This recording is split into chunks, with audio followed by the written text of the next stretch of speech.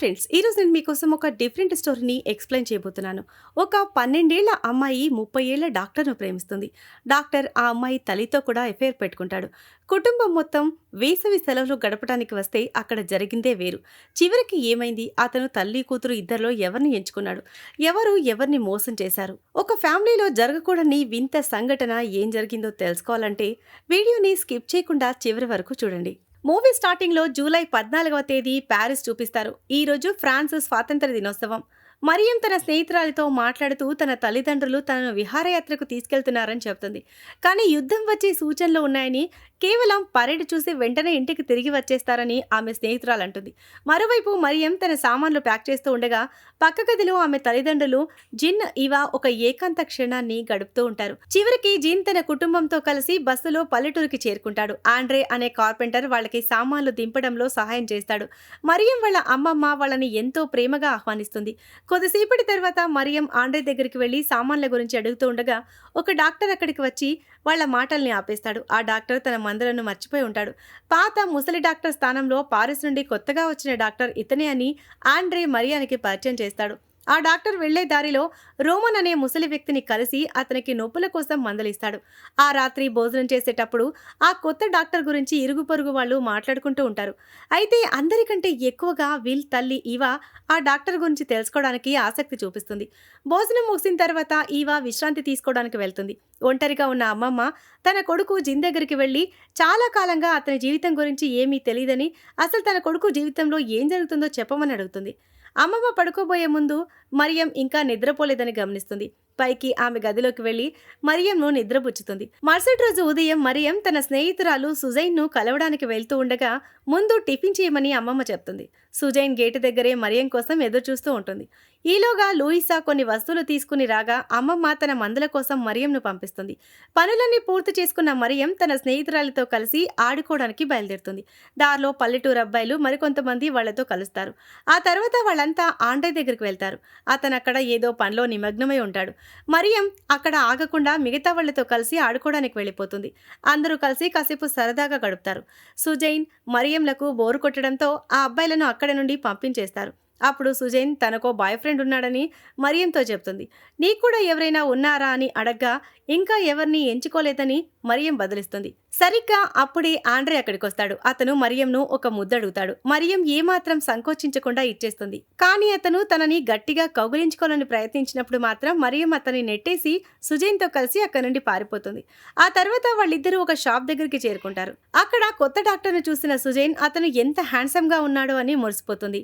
ఈలోగా వాళ్ళ పొరుగున ఉండే టెరేసా కనిపిస్తే మరియం పరిగెత్తికెళ్లి ఆమెను హత్తుకుంటుంది. షాప్ లోకి మరియం తల్లి ఈవా ఖరీదైన అందమైన బట్టలు వేసుకుని వస్తుంది. కానీ ఆమె కిందకి దిగకముందే తన భర్త జిన్ ఆమెను ఆపి పైకి తీసుకెళ్తాడు. మరియం అక్కడికి వెళ్ళగా తాను బిజీగా ఉన్నానని ఈవా సైగ చేస్తుంది. తర్వాత మరియం సైకిల్ తీసుకుని లూయిసా ఫామ్ హౌస్ కు పాలు తీసుకురావడానికి బయలుదేరుతుంది. తిరిగి వస్తున్న దారిలో doctor Alexander car Mariam cycle కి తగులుతుంది. అతను వెంటనే కిందకు దిగి ఆమెకు సహాయం చేస్తాడు. తన పేరు అలెగ్జాండర్ అని, కొన్ని నెలల పాటు ఈ ఊర్లో ఉంటానని చెప్తాడు. సైకిల్ కొంచెం పాడవడంతో అలెగ్జాండర్ తనతో పాటు నడవడానికి మరియం ఒప్పుకుంటుంది.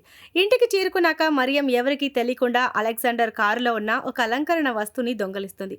తర్వాత అమ్మమ్మ దగ్గరికి వెళ్లి డాక్టర్ అలెగ్జాండర్ కలిశాడని, అతను ఎంతో ఆకర్షణీయంగా ఉన్నాడో అని ఉత్సాహంగా చెప్తుంది. సరిగ్గా అప్పుడే రోడ్డుపై వెళ్తున్న ఒక ముసలి వ్యక్తి క్యాథరిన్ అని గట్టిగా అరుస్తూ ఉంటాడు. అమ్మమ్మ వెంటనే మరియంను నిశ్శబ్దంగా ఉండమని చెప్పి లైట్లు ఆపేస్తుంది.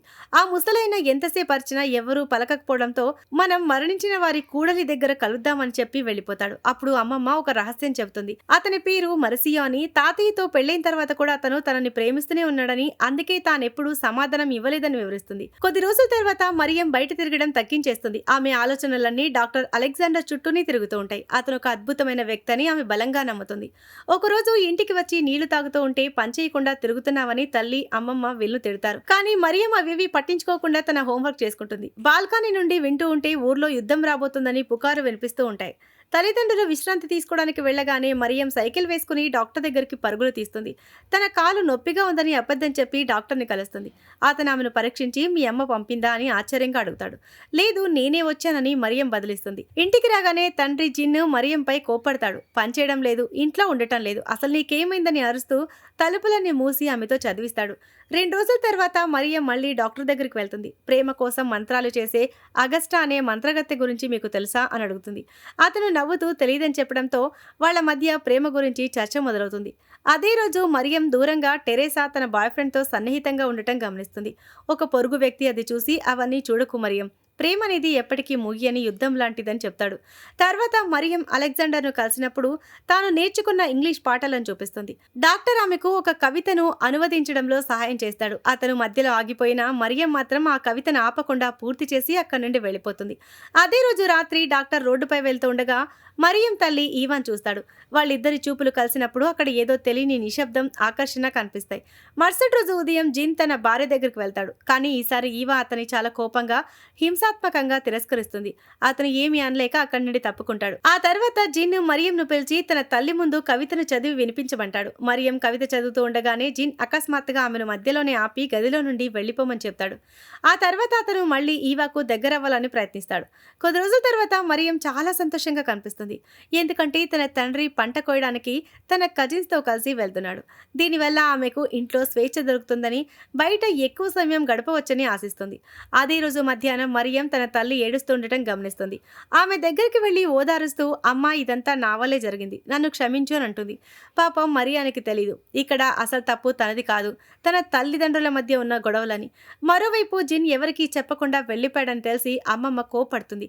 తన వల్లే అతను వెళ్ళిపోయాడేమోనని అమ్మమ్మ బాధపడుతూ ఉంటే, నీకు దీంతో ఎలాంటి సంబంధం లేదని ఈవా ఆమెకు నచ్చజెప్తుంది. తర్వాత మరియం డాక్టర్ అలెగ్జాండర్తో కలిసి పొలాల్లో తిరగడానికి వెళ్తుంది. దారిలో అతనికి ఒక పువ్వు ఇచ్చి, నీతో గడపడం నాకు చాలా ఇష్టంగా ఉంది అని తన మనసులో మాట చెప్తుంది. అలెగ్జాండర్ తన కుటుంబం గురించి చెప్తూ తనకు కేవలం అమ్మ మాత్రమే ఉందని, ఆమె ప్యారిస్లో ఉంటుందని వివరిస్తాడు. అతని వయసు 30 ఏళ్ళని తెలియగానే మరియం నవ్వుతూ, నువ్వింకా చాలా యంగ్ కదా అని ఆట పట్టిస్తుంది. కానీ అకస్మాత్తుగా మరియం అక్కడే ఆగిపోతుంది. ఏదో తెలియని అసౌకర్యం. కిందకు చూస్తే ఆమెకు పీరియడ్స్ మొదలయ్యాయని అర్థమవుతుంది. ఆ చిన్నారి చాలా సిగ్గుపడుతూ తనని ఒంటరిగా వదిలేసి వెళ్ళిపోమని డాక్టర్ని కోరుతుంది. అతను విషయం అర్థం చేసుకుని ఏమీ అడగకుండా సైకిల్ పక్కన పెట్టి అక్కడి నుండి తప్పుకుంటాడు. మరియం ఒంటరిగా తన కాళ్లకు ఉన్న మరకలు శుభ్రం చేసుకుంటుంది. ఆ రాత్రి మరియం తన అమ్మమ్మకు జరిగిన విషయం చెప్పి, దీనివల్ల ఇప్పుడు నేను పిల్లల్ని కనగలనా అని అడుగుతుంది. అమ్మమ్మ అవునని చెబుతూ పిల్లల్ని కనేటప్పుడు ఉండే నొప్పి గురించి వివరిస్తుంది. అది విన్న మరియం మనసు ఒక్కసారిగా విచారంతో నిండిపోతుంది. ప్రకృతి సిద్ధంగా జరిగేవి ఇవన్నీ అని అమ్మమ్మ ఓదార్చినా మరియం మాత్రం ఆ మార్పును చూసి సంతోషించలేకపోతుంది. ఈ పీరియడ్స్ అనే చక్రం మరో 50 ఏళ్ల పాటు సాగుతుందని తెలుసుకున్న మరియం చాలా కలవరపడుతుంది. రాబోయే రోజుల్లో తన శరీరంలో వస్తున్న మార్పులను ఆమె గమనించడం మొదలు పెడుతుంది. అద్దంలో తనని తాను చూసుకుంటూ తన ముఖాన్ని తాకుతూ దీర్ఘాలోచనలో మునిగిపోతుంది. ఇప్పుడు తను అటు చిన్నపిల్ల కాదు, ఇటు ఏం చేయాలో తెలియని అయోమయంలో ఉండిపోతుంది. మరోవైపు అడవిలో ఎవ్వరికీ కనిపించని ఒక రహస్య ప్రదేశంలో డాక్టర్ అలెగ్జాండర్ ఈవా కలుసుకుని బాగా ఎంజాయ్ చేస్తారు. ఇంటికి తిరిగి వచ్చేటప్పుడు ఈవా ముఖంలో ఒక వింతైన మెరుపు కనిపిస్తుంది. మరియం తన తల్లి ధరించిన కొత్త టోపీని చూసి బాగుందని మెచ్చుకుంటుంది. కానీ ఈవా అది పాతదేనని, తాను అడవిలో ఊరికే తిరుగుతున్నానని అబద్ధం చెప్తుంది. ఆ రాత్రి ఈవా సిగరెట్ తాగుతూ బయట ఎదురు చూస్తూ ఉంటుంది. స్పష్టంగా ఆమె డాక్టర్ రాక కోసమే వేచి చూస్తోంది. మరుసటి రోజు మరియం అలెగ్జాండర్తో కలిసి బయటకు వెళ్తుంది. కానీ ఆమె చాలా కోపంగా ఉంటుంది. ముఖ్యంగా అతను తన తల్లి గురించి అడిగినప్పుడు ఆ కోపం మరింత ఎక్కువ అవుతుంది. ఆమె పరిస్థితి చూసి డాక్టర్ ఏమైంది అని అడిగినా ఆమె సమాధానం చెప్పదు. ఈలోగా మంత్రగత్తె అగస్టా అటుగా రావడం చూసి ఇద్దరూ దాక్కుంటారు. ఆ రాత్రి పడుకునే ముందు మరియం నెమ్మదిగా ఐ లవ్ యూ అని గొణుగుతూ ఉంటుంది. ఆ మాటలు రహస్యంగా డాక్టర్కే చెబుతున్నట్లు ఉంటాయి. మరుసటి రోజు ఉదయం మరియం నేరుగా డాక్టర్ ఇంటికి వెళ్తుంది. తలుపులు తీయకపోయేసరికి లోపలికి వెళ్ళిపోతుంది. అక్కడ లివింగ్ రూమ్ లో ఉన్న డాక్టర్ దగ్గరికి వెళ్లి అతని గుండెలపై తలవాల్చి తనను ప్రేమిస్తున్నానని, తనకి తానే కావాలని చెప్తుంది. అతను తనని ముద్దు పెట్టుకుంటాడని ఆశపడుతుంది. కానీ అలెగ్జాండర్ అలా చేయడు. ఎందుకంటే ఇప్పుడు తాను స్పందిస్తే అది దాటకూడని గీతను దాటడమే అవుతుందని అతనికి తెలుసు. అతను మరియంకు నచ్చజెప్పాలని ప్రయత్నిస్తాడు. కానీ నేను చిన్నపిల్లని కాదు, నేను ఒక స్త్రీని, నువ్వు కేవలం భయపడుతున్నావని కోపంగా ఆమె అక్కడి నుండి వెళ్ళిపోతుంది. కొద్ది రోజుల తర్వాత మరియం చిరాకుగా ఉండటం చూసి అమ్మమ్మ అసలు విషయం చెప్పమని అడుగుతుంది. అదే రోజు మధ్యాహ్నం అలెగ్జాండర్ భోజనానికి వస్తాడు. అతను ఈవాను పలకరిస్తూ తనని కారులో ఎక్కించుకుని బయటికి తీసుకెళ్తాడు. కానీ మరియంను మాత్రం వెనక సీట్లో కూర్చోమని చెప్తాడు. గమ్యం చేరుకున్నాక మరియం కారు దిగి కోపంగా ముందుకు వెళ్లి నిలబడితే ఈవా మాత్రం డాక్టర్తో కబుర్లు చెప్తూనే ఉంటుంది. మరోవైపు ఇంట్లో అమ్మమ్మ మరియం బట్టలు వెతుకుతూ ఉండగా గతంలో ఆమె దొంగలించిన అలెగ్జాండర్ కారు వస్తువు కనిపిస్తుంది. అమ్మమ్మ ఏమీ అనకుండా దాన్ని దాచేస్తుంది. మరుసటి రోజు మరియం తన తల్లిని మధ్యాహ్నం ఏం చేస్తావో అని అడుగుతుంది. ఈవా బట్టలు ఇస్త్రీ చేస్తానని చెప్తుంది. మరియం ఆ మాట నమ్మి అమ్మమ్మతో కలిసి పొలానికి వెళ్తుంది. కానీ తిరిగి వచ్చి చూసేసరికి ఈవా ఇంట్లో ఉండదు. నిజానికి ఈవా అలెగ్జాండర్ను కలవడానికి వెళ్తుంది. పొలాల మధ్య నడుస్తూ మాట్లాడుకుంటున్న ఈవా అలెగ్జాండర్ ఒక్క క్షణంలో ముదులతో ఒకరినొకరు దగ్గరైపోతారు. ఆపై అలెగ్జాండర్ ఆమె చేయి పట్టుకుని ఎవరూ చూడని ఒక నిర్మానుష్యమైన ప్రదేశానికి తీసుకువెళ్తాడు. అక్కడ వాళ్ళిద్దరూ గంటల తరబడి బాగా ఎంజాయ్ చేస్తారు. గంటల తర్వాత ఈవా మళ్ళీ డాక్టర్ ఇంటికి వెళ్తుంది. ఎవరికీ తెలియకుండా లోపలికి వెళ్లి అతని బెడ్ పక్కన కూర్చుని ఒక పుస్తకాన్ని తీస్తుంది. అలెగ్జాండర్ మెల్లగా ఆ పుస్తకాన్ని లాక్కుంటే ఆమె బదులుగా మ్యూజిక్ ప్లేయర్ ఆన్ చేస్తుంది. కానీ అకస్మాత్తుగా ఏదో శబ్దం ఎవరో వస్తున్నట్లు అనిపించడంతో ఈవా వెంటనే దాక్కుంటుంది. అలెగ్జాండర్ లైట్లు ఆపి నిశ్శబ్దంగా ఉండిపోతాడు. అంతా సద్దుమణిగాక అతను మళ్ళీ గదిలోకి వస్తాడు. ఇద్దరూ ఏకాంతంగా మళ్ళీ పండగ చేసుకుంటారు. మరుసటి రోజు ఉదయం అడవిలో అలెగ్జాండర్ తన తల్లి పంపిన ఉత్తరం గురించి ఈవాతో చెప్తాడు. ప్యారిస్ లో ఉన్న తనలాంటి యూదులను జర్మన్ సైనికులు క్యాంపులకు తరలించి చంపేస్తున్నారని, తన ప్రాణాలకు కూడా ముప్పు ఉందని ఆమె ఆందోళనగా రాసినట్లు వివరిస్తాడు. ఈవా అతన్ని ఓదారుస్తూ దగ్గరకు తీసుకుంటుంది. కానీ దూరం నుండి చెట్ల వెనక దాక్కున్న లూయిసా కొడుకు ఇదంతా చూస్తున్నాడన్న విషయం వాళ్ళకి తెలీదు. ఆ కుర్రాడు అయోమయంగా గ్రామానికి తిరిగి వచ్చి మరియంకు ఎదురవుతాడు. ఈ మాత్రం ఆలోచించకుండా తాను చూసిందంతా మరియంకి చెప్పేస్తాడు. ఆ మాట విన్న మరియం ఒక్కసారిగా స్తంభించిపోతుంది. వెంటనే అక్కడి నుండి పారిపోయి ఒంటరిగా కూర్చుని వెక్కి వెక్కి ఏడుస్తుంది. కాసేపటి తర్వాత కిటికీ దగ్గర నిలబడి దిగులుగా చూస్తున్న మరియంను అమ్మమ్మ గమనిస్తుంది. ఏమైంది మరియం అని అడిగితే ఆమె మాటల్లో ఏమీ చెప్పదు.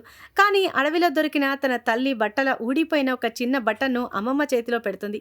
అమ్మమ్మకు అంతా అర్థమవుతుంది. అయినా సరే ఎవరి గురించి చాడీలు చెప్పకూడదని తల్లి నేర్పిన మాటలను గుర్తు చేస్తుంది.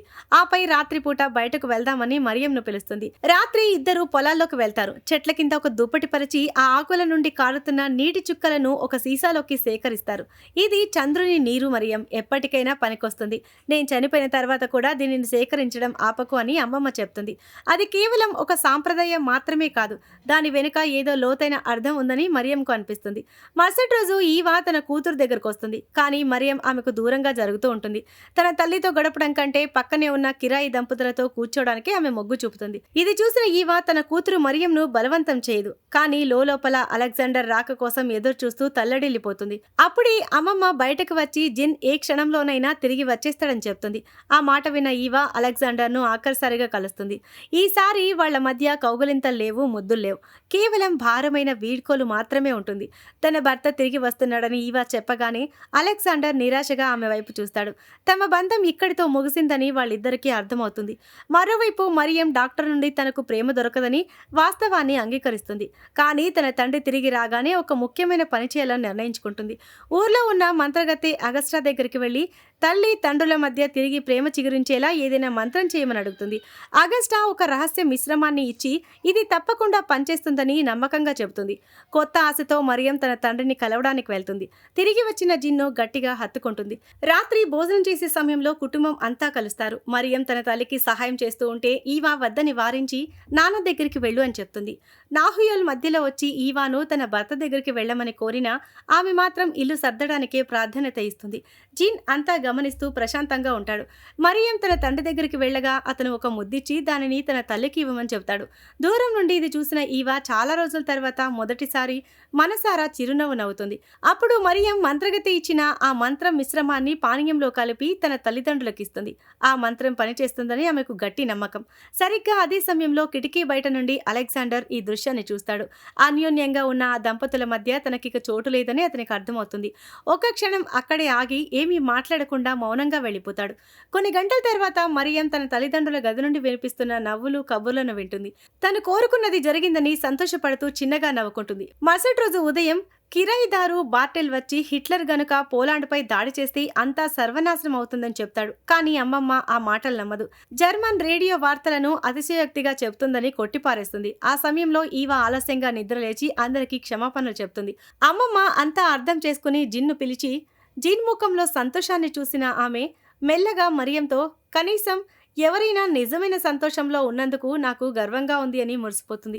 కొద్ది రోజుల తర్వాత ఊర్లో పండగ వస్తుంది. గ్రామం యువతంతా అడవిలోకి వెళ్లి కొమ్మలను నరికి అలంకరణలను సిద్ధం చేస్తూ చాలా ఉత్సాహంగా ఉంటారు. అంతా సంతోషంగా ఉందనుకుంటున్న సమయంలో రోమన్ అనే ముసలాయన అనారోగ్యం పాలయ్యాడని వెంటనే డాక్టర్ను తీసుకురమ్మని మరియంకు కబురొస్తుంది.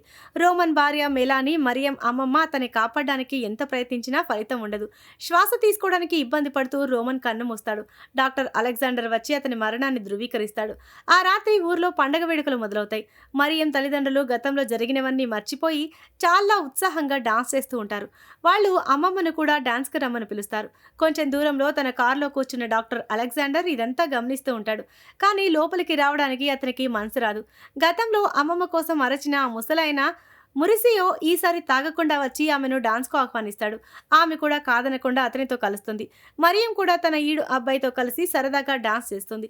అది చూసి డాక్టర్ నెమ్మదిగా కారు దిగి లోపలికి వస్తాడు.